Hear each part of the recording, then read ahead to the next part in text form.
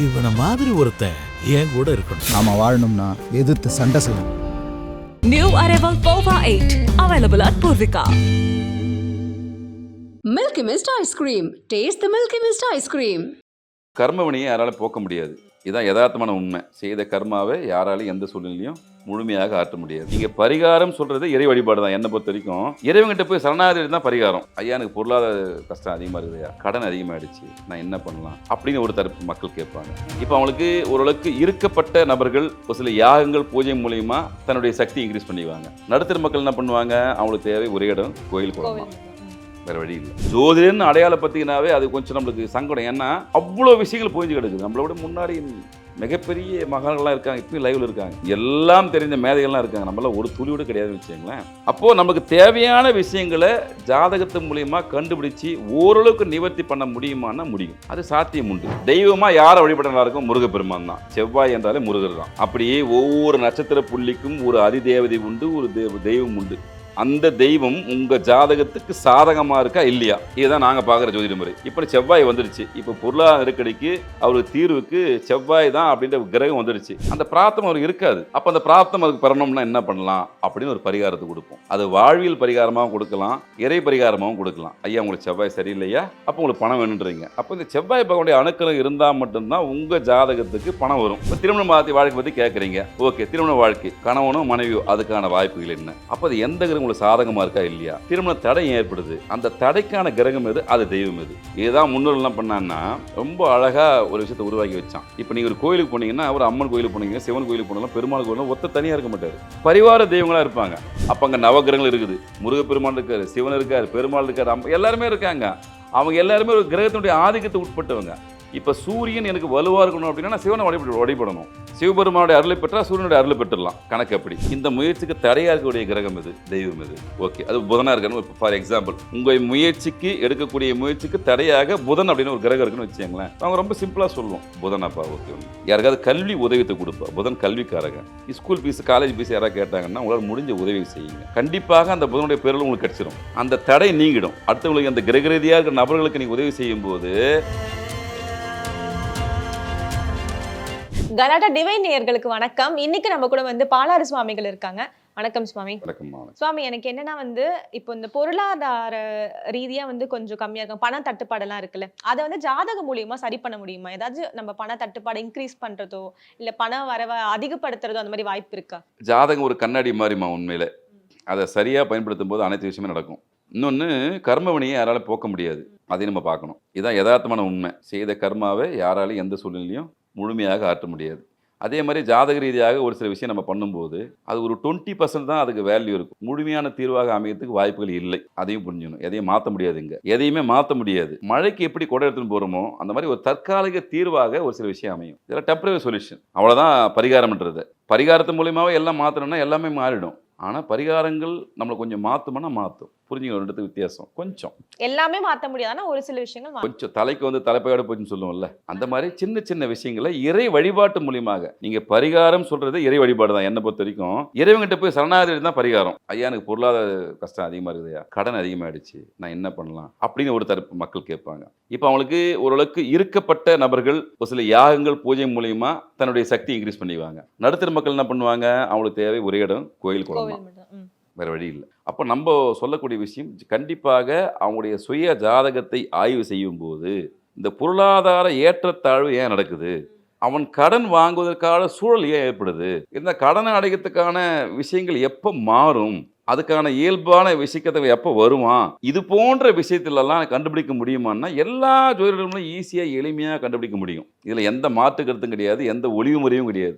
என்ன ஒரு கணிப்பு தானே, கணக்கு தானே, மேக்ஸ் தானே, இது கணிப்பு. இது போன்ற நடக்கிறதுக்கு வாய்ப்புகள் உண்டு.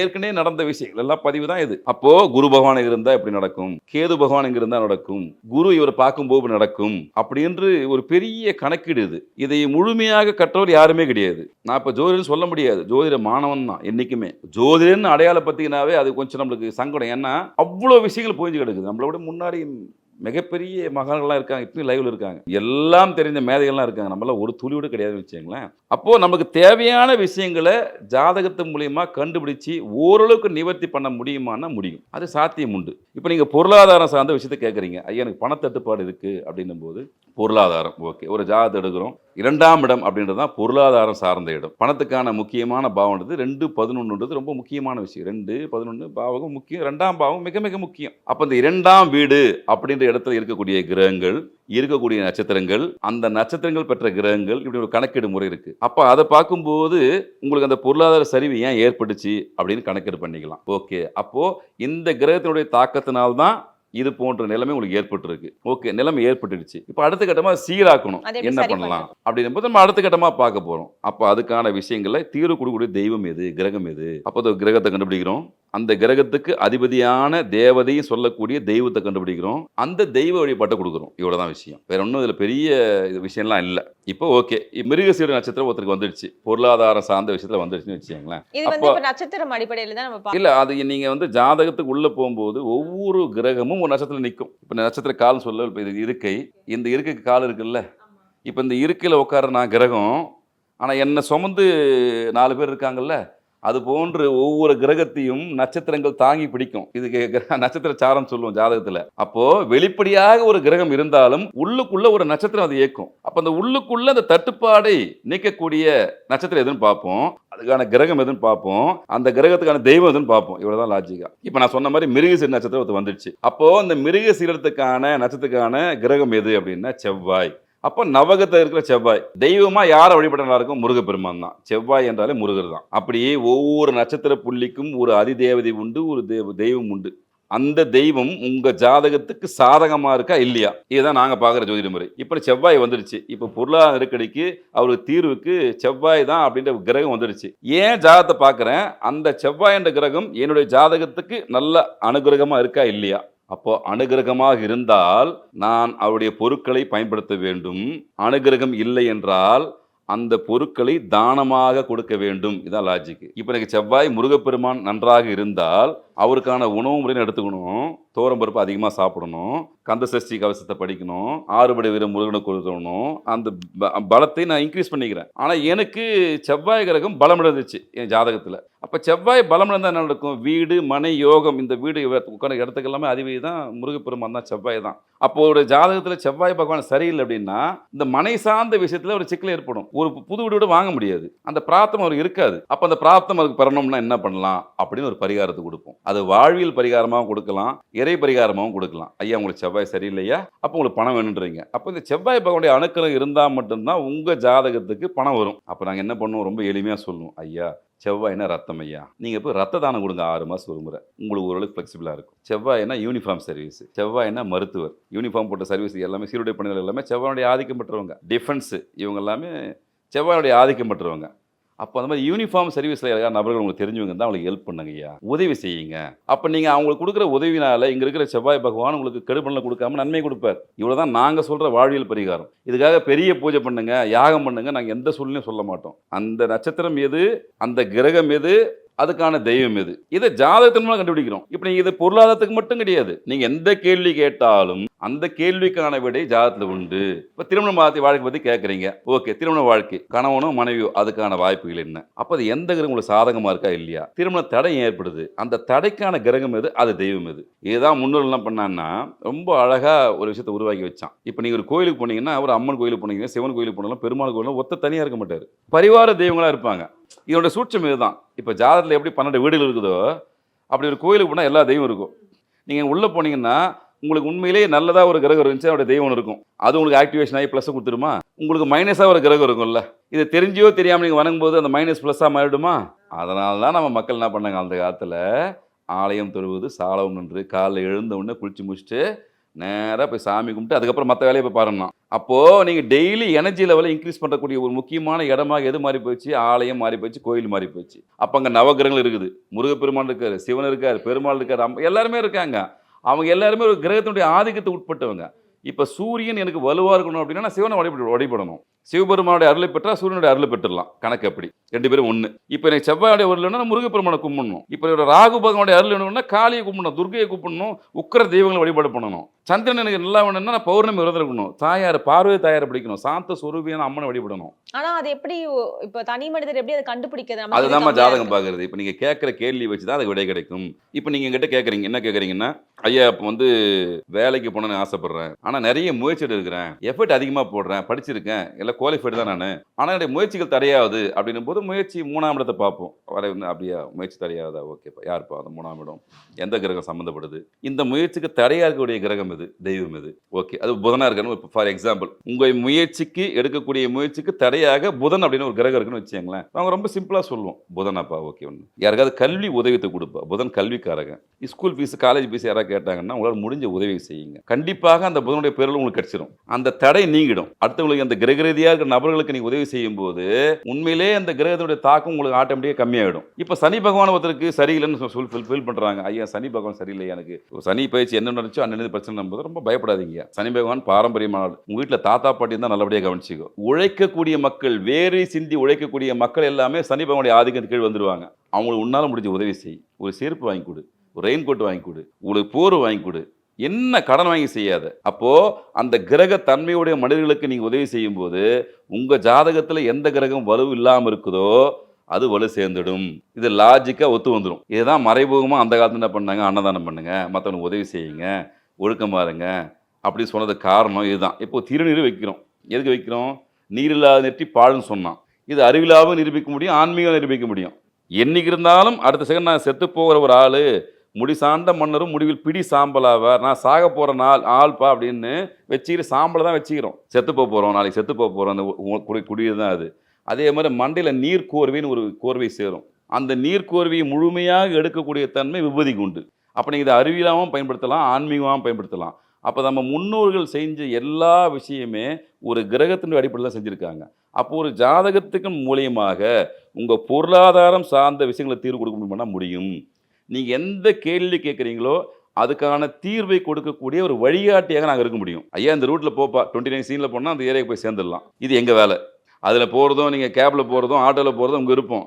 ஆனால் இந்த வழியாக போகும்போது இது போன்ற நிகழ்வுகள் நடக்கிறதுக்கு வாய்ப்பு உள்ளது அப்படின்னு சொல்லக்கூடிய நபர்கள், வழிகாட்டிய நபர்கள் தான் ஜோதிடர்கள். நாங்கள் ஒன்றும் தெய்வமோ சித்தர்களோ மகான்களோ முடியல, உங்களை மாதிரி சராசரி மக்கள் தான். ஆனால் ஒரு கணக்கீடை நீங்கள் கேட்கும்போது ஒரு அளவீடாக குறித்து கொடுத்து அனுப்புகிறோம். அப்போ இந்த மாதிரி சின்ன சின்ன டிப்ஸு, எனக்கு தேவையான விஷயங்கள் எது வேணும்னு சொல்லிட்டு நீங்கள் தான் ஜோசியர்கிட்ட கேட்கணும். ஐயா எனக்கு கல்விக்கு முக்கியத்துவம் வேணும், வேலைக்கு முக்கியத்துவம் வேணும், பொருளாதாரம் வேணும், நிரந்தர வருவாய் வேணும், நான் ஒரு பிஸ்னஸ் பண்ண போகிறேன், என்ன பிஸ்னஸ் பண்ணால் நல்லா இருக்குன்னு கேள்வியில் கேளுங்க. கேள்வி கேட்டால் தான் பதில் கிடைக்கும். அப்போது அதை தூண்டி விடக்கூடிய, அதை இன்க்ரீஸ் பண்ணக்கூடிய விஷயங்களை ஜாதகத்து மூலியமாக கொடுக்க முடியுமான்னா தாராளமாக கொடுக்கலாம். ஃபார் எக்ஸாம்பிள் இப்போ சூரியன் ஒருத்தர் கெட்டு போச்சு, ஒரு ஆஃபீஸில் நான் ஒரு சிஇஓ உட்காரணும், 10 பேரை வேலை வாங்கியும் அப்படின்னா அதுக்கு சூரியன் அப்படின்ற கிரகம் அவர் வலுவாந்தால் தான் அவர் 10 பேரை வேலை வாங்க முடியும். அப்போ எனக்கு அந்த வலு வேணும்னு கேட்குறாரு. ரொம்ப சிம்பிளாக சொல்லுவோம், ஐயா சிவன் கோயிலுக்கும் எந்த கோயிலுக்கு போனாலும் விளக்கு ஏற்றுங்க, சூரியனா வெளிச்சம், ஏதாவது 4 கோயிலுக்கு பல்ப் வாங்கி கொடுங்க, வெளிச்சத்தை ஏற்படுத்திட்டு வாங்க, உங்கள் லைஃப்பில் வெளிச்சம் கிடைக்கும். சிம்பிளாக பண்ணுங்க, ரொம்ப காம்ப்ளிகேட்டட் அவர் பூஜை புனஸ்காரம் பண்ணாதீங்க. 4 பல்ப் வாங்கி கொடுத்து இறைவா உங்களுக்கு கொடுத்துருங்க பார்த்துக்கங்கன்னு சொல்லிட்டு கேட்டு வாங்க.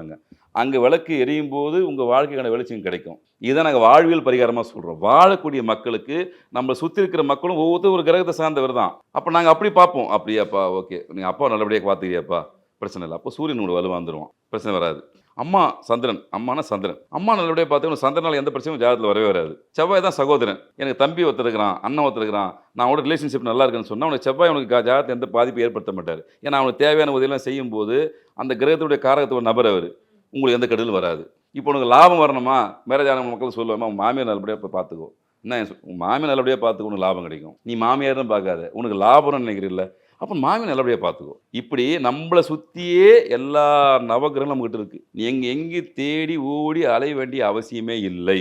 இப்போ முதலாளிக்கு நல்ல லாபம் கிடைக்கணும்னா அவனுடைய தொழிலாளியை நல்ல போய் பார்த்தா லாபம் ஆட்டோமேட்டிக் கிடச்சிடும். அவள் வேர்வை சிந்தி அந்த வேர்வை உழைக்கிறதுக்கு முன்னாடி கேட்ட பணத்தை கொடுத்துட்டான்னா அவனுக்கு சூப்பரான மகாலட்சுமி தாண்டவம் ஆடும் அவங்ககிட்ட. இதான் தொழில் ரகசியம். அவனை மனசு நோகடிச்சு நீங்கள் 1000 சம்பாதிச்சாலும் கிரகங்கள் உங்களுக்கு விடவே விடாது, கர்மா விடவே விடாது. ஆனால் நீங்கள் ஜாதகம் பார்க்கும்போது அவசியம் ஒவ்வொரு ஜோதிட முன்னே உங்களுக்கு தேவையான விஷயத்தை கேட்டு பெறுங்க. எல்லாத்துக்கும் இங்கே வழி உண்டான நிச்சயமாக உண்டு. இது நம்பிக்கை சார்ந்த விஷயம். முதல்ல நீங்கள் மனப்பூர்வமாக எதை செஞ்சாலும் இந்த பிரபஞ்சம் உங்களுக்கு கொடுக்கும்.